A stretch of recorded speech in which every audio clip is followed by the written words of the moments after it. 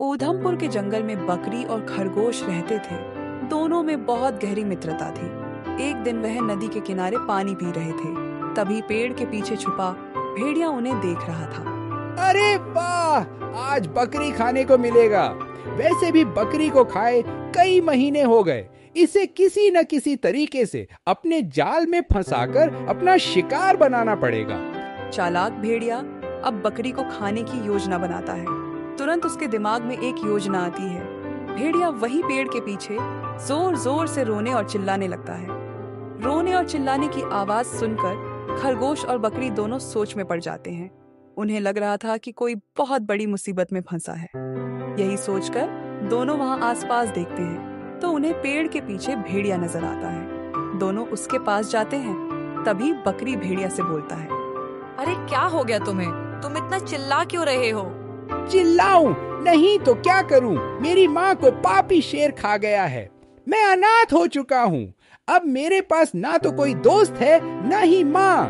मैं अकेला हो गया हूँ। मुझे मेरी माँ की बहुत याद आ रही है। तुम्हारे साथ तो बहुत बुरा हुआ। भगवान तुम्हारी माँ की आत्मा को शांति दे। तुम चिंता मत करो, हम तुम्हारे साथ हैं। जब भी तुम अकेला महसूस करो तुम हमारे साथ खेलने आ जाया करो। हम सब मिलकर खेलेंगे। अरे बकरी, तुम कैसी बात कर रही हो? हम इसे जानते भी नहीं है और किसी अनजान से दोस्ती करना अच्छी बात नहीं है। खरगोश, तुम हर जगह ऐसी ही बातें क्यों करते हो? देखो, वह कितना रो रहा है क्योंकि उसकी माँ इस दुनिया में नहीं है। माँ की जाने का दुख क्या होता है मैं अच्छे से समझ सकती हूँ। इसीलिए तुम ऐसी बातें मत करो। तुम कितनी अच्छी हो बकरी, तुम मेरा दर्द समझ पा रही हो। मुझे तुम जैसा ही दोस्त चाहिए था। क्या तुम मुझसे दोस्ती करोगी? हाँ, क्यों नहीं। हम दोनों अच्छे दोस्त बनेंगे। देखो, रात काफी हो चुकी है। फिलहाल हम दोनों अब घर चलते हैं। कल फिर यहीं पर मिलेंगे। इतना बोलकर बकरी और खरगोश दोनों वहां से चले जाते हैं। भेड़िया मन ही मन बहुत खुश हो रहा था और समझ जाता है कि बकरी बहुत नादान है। उसका मन बहुत मासूम है, इसीलिए वह बहुत ही आसानी से उसकी बातों में आ गई। अगली सुबह बकरी खरगोश के साथ खेल रही थी। तभी भेड़िया वहां आ जाता है। बकरी, मुझे भी तुम्हारे साथ खेलना है। क्या हम साथ में खेल सकते हैं? हाँ, क्यों नहीं। इसमें पूछने वाली क्या बात है। अब तुम हमारे दोस्त हो। अब हम साथ में ही खेला करेंगे। बकरी, अगर तुम्हें इसके साथ खेलना है तो खेलो, लेकिन मुझे इसके साथ दोस्ती नहीं रखनी है। तुम जितने छोटे हो उतने ही खोटे हो। एक बात बताओ खरगोश, जब तुम्हारी और बकरी की दोस्ती हुई थी तब तुम शुरुआत से ही एक दूसरे को जानते थे क्या? किसी को भी जानने में थोड़ा समय लगता है, और जब बकरी और मुझे कोई दिक्कत नहीं है तो तुम्हें क्या दिक्कत है? देख बकरी, तू मेरी दोस्त है। तेरा भला बुरा सोचना मेरा फर्ज है। मुझे लगता है कि तुझे इससे दोस्ती नहीं करनी चाहिए। बाकी तेरी मर्जी। इतना बोलकर खरगोश नाराज होकर वहां से जाने लगा। तभी बकरी उसे रोकने का प्रयास करती है। तुम मुझे गलत समझ रहे हो खरगोश। एक मिनट मेरी बात सुनो। बकरी उसे रोकने की कोशिश करती है, लेकिन खरगोश बकरी की एक नहीं सुनता है और नाराज होकर वहां से जाने लगता है। यह देखकर भेड़िया बहुत खुश हो जाता है क्योंकि बकरी और भेड़िए के बीच खरगोश ही एकमात्र कांटा था जिसे भेड़िया हटाना चाहता था। भेड़िया बकरी को सुनसान जगह पर ले जाकर उसे मारना चाहता था, मगर खरगोश के जाने के बाद बकरी भी उसके पीछे चल देती है और जाते जाते भेड़िया से कहती है, भेड़िया भाई, बाद में मिलेंगे, मैं अभी जा रही हूँ। अपने हाथ से शिकार को जाता हुआ देखकर भेड़िया परेशान हो जाता है। मैंने तो सोचा था जैसे ही यह खरगोश हमारे रास्ते से हटेगा वैसे ही मैं इस बकरी का शिकार कर लूंगा, लेकिन बकरी तो चली गई। कोई बात नहीं बकरी, अब चाहे कुछ भी हो जाए मैं तेरा शिकार करके ही रहूंगा, चाहे इसके लिए मुझे कितना भी समय क्यों ना इंतजार करना पड़े। खरगोश एक पेड़ के पीछे छिपकर भेड़ी की सारी बातें सुन रहा था। मुझे पता था भेड़िए तू दोस्त की खाल में छुपा हुआ दुश्मन है, मगर अब चाहे कुछ भी हो जाए मैं अपनी दोस्त बकरी की जान बचा कर रहूंगा। फिर खरगोश भागता हुआ बकरी के पास जाता है और सारी बातें बताता है। तब बकरी खरगोश से कहती है, खरगोश, मुझे तुमसे यह उम्मीद नहीं थी। मैं जानती हूँ कि तुम भेड़िए को पसंद नहीं करते, लेकिन इसका मतलब ये तो नहीं है कि तुम किसी के लिए कुछ भी बोलो। भगवान ने उसे उसकी माँ छीनी है और तुम उसकी ऐसी बुरे समय में बुरे शब्द बोल रहे हो। बकरी, मैं तुम्हारा सच्चा दोस्त हूँ। मेरा यकीन करो, तुम्हारी जान खतरे में है। अगर तुमने मेरी बात नहीं मानी तो वह भेड़िया तुम्हें खा जाएगा। खरगोश, वह हमसे दोस्ती करने आया था और तुम उसे शिकारी बता रहे हो। मुझे तुमसे यह उम्मीद कभी भी नहीं थी। बकरी, मेरी बात तो सुनो। मुझे तुम्हारी कोई बात नहीं सुननी, चले जाओ यहाँ से। जा रहा हूँ बकरी, मगर मेरी बात याद रखना, जो जानवर जितना सीधा होता है सबसे पहले उसी का शिकार होता है। इतना कहकर खरगोश नाराज होकर वहाँ से चला जाता है। खरगोश से दोस्ती टूटने के बाद बकरी कई दिनों तक अपने घर से बाहर नहीं निकलती है और उधर भेड़िया बकरी का शिकार करने के लिए बेसब्री से इंतजार कर रहा था। कुछ दिनों बाद जब भेड़िया से रहा नहीं जाता, तब एक दिन भेड़िया बकरी के घर जाता है। बकरी, क्या तुम मेरे साथ मकई के खेत में चलोगी? वहाँ जाकर हम ताजा ताजा मक्का खाएंगे और ऐश करेंगे। भेड़िया भाई, आपसे दोस्ती करने को लेकर मेरे और खरगोश की दोस्ती टूट गई है, इसीलिए कहीं भी जाने का मेरा मन नहीं कर रहा है। मैं जानता हूँ कि खरगोश तुमसे नाराज है, क्योंकि वह तुम्हारा सच्चा दोस्त है और वह तुम्हें कभी भी किसी भी परेशानी में नहीं देख सकता। सच्चाई तो ये है कि हम भेड़िए की प्रजाति ऐसी होती ही है जिस पर यकीन करना आसान नहीं होता। लेकिन सच बताऊं तो सभी भेड़िए एक जैसे नहीं होते। हाँ, मैं जानती हूँ कि सब एक जैसे नहीं होते और तुम तो अच्छे भेड़िए हो, मगर यह बात मैं खरगोश को कैसे समझाऊं? अरे, यह बात समझने के लिए सबसे पहले हमें मक्के के खेत में जाना होगा। वहाँ जाकर हम दोनों पेट भर मक्का खाएंगे और उसके बाद हम खरगोश के लिए ढेर सारा मक्का भी उसके घर ले जाएंगे। और जब उसको पता चलेगा कि हम उसके लिए ताजा ताजा मक्का लाए हैं, तो वह यह सब देखकर बहुत खुश हो जाएगा।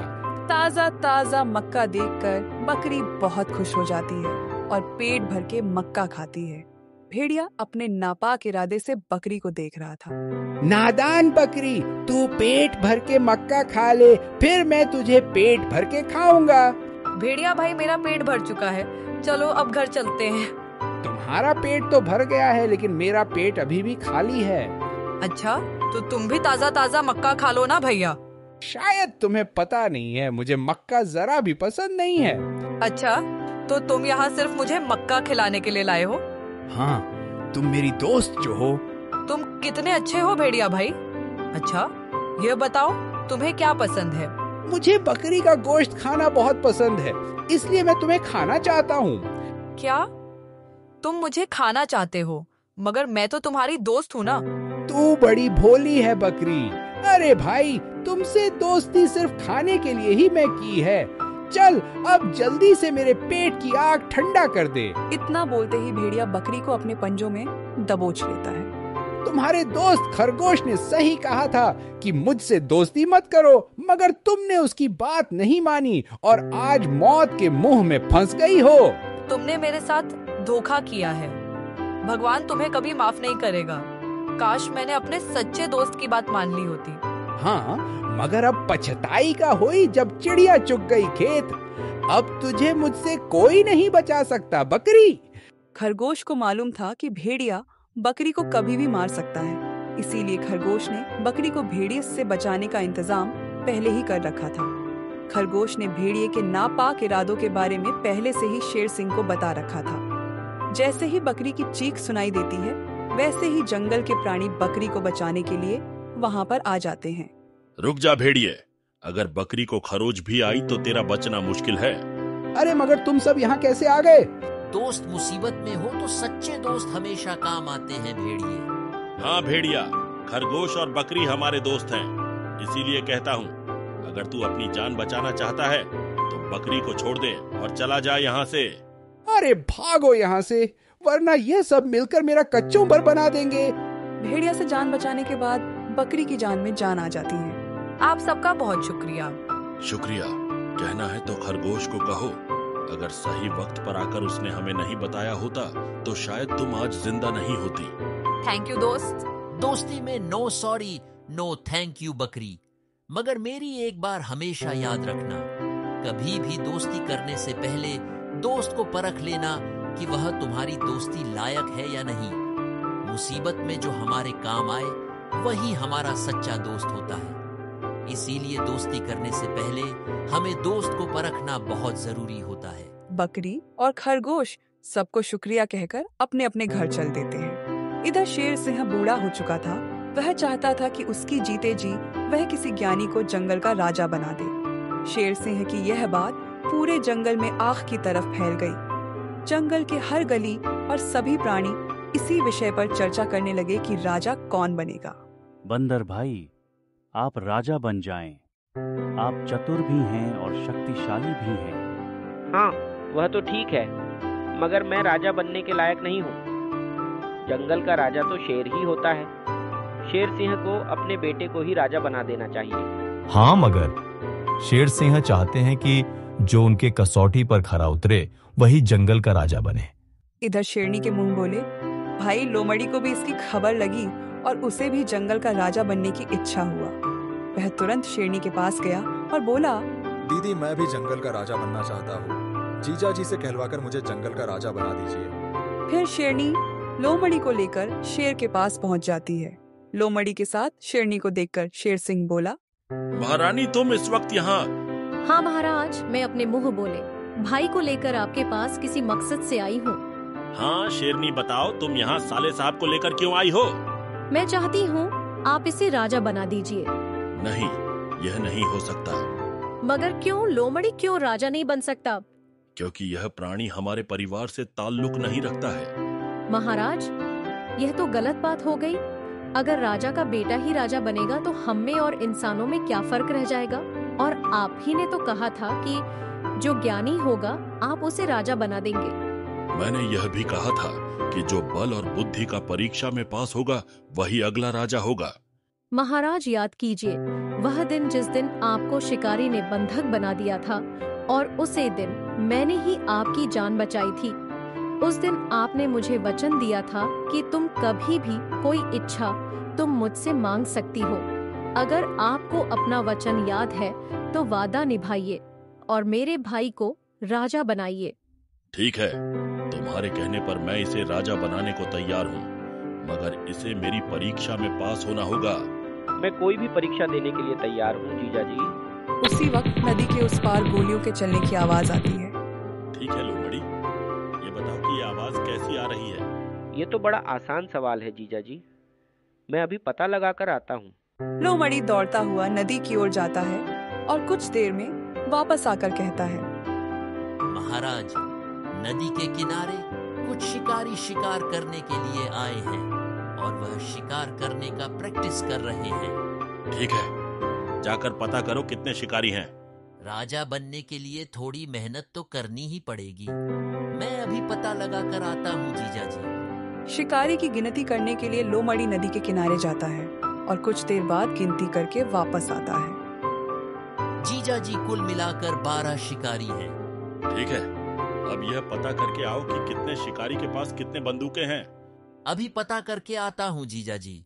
लोमड़ी फिर भागता हुआ नदी के किनारे जाता है और कुछ ही देर में फिर भागता हुआ वापस आता है। जीजा जी, सभी के हाथ में बंदूक है, कुल मिलाकर 12 बंदूक भी है। ठीक है, अब यह पता करके आओ वह कौन सी दिशा से आए हैं। यह बुढ़ाऊ तो हमको मार ही डालेगा, फिर भी कोई बात नहीं।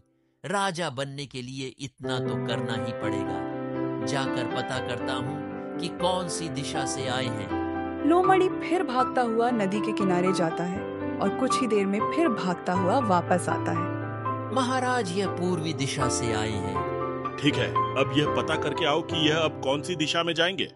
राजा के प्रश्नों से परेशान होकर लोमड़ी बोला, देखो ना दीदी, जीजा मुझे कितना परेशान कर रहे हैं। मुझसे फालतू के सवाल पूछकर मेरी फिरकी ले रहे हैं। यह नहीं चाहते कि मैं राजा बनूं यहाँ का।